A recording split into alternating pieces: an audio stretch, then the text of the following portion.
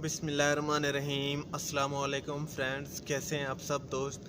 तो दोस्तों आज हम बात करने वाले हैं जी एक्सेप्टेंस लेटर के बारे में।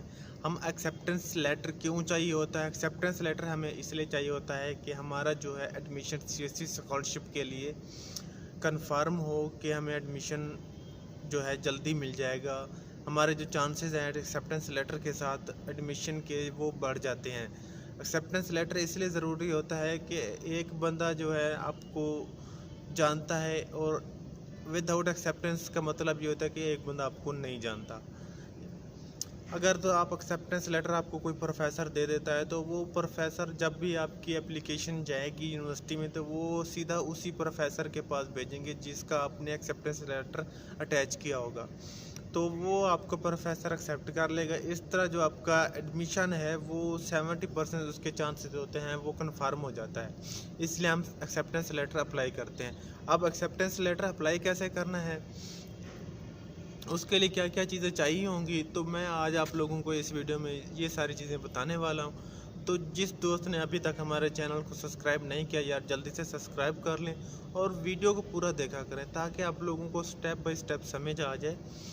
मेरा वीडियो बनाने का मतलब भी यही होता है, जैसे हम बहुत सी मुश्किलात को फेस करके आए हैं, हमने अप्लाई किया है, ऐसी मुश्किलात जो है मैं चाहता हूँ कि दूसरे दोस्तों को ना आए जिन्होंने नेक्स्ट ईयर अप्लाई करना है।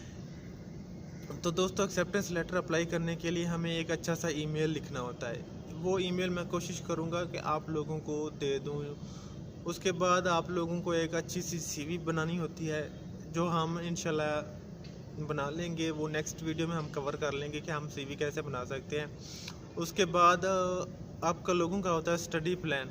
स्टडी प्लान भी मैं आप लोगों के साथ शेयर कर दूंगा। कोशिश करूंगा कि आप लोगों के साथ जो मेरा स्टडी प्लान था मैं वो आप लोगों के साथ शेयर कर दूं। आप उस स्टडी प्लान में कोई चीज़ें एडिट करके कोई चीज़ें ठीक है ना, उसको आप उसके साथ आप अप्लाई कर सकते हैं उस स्टडी प्लान के साथ। ये 3 चीज़ें होती हैं जिसमें आपने अपनी सीवी स्टडी प्लान को ना एक फ़ाइल होती है रेयर फाइल, उसमें एडिट करके ना तो ईमेल के थ्रू आपने प्रोफेसर को सेंड कर देना होता है।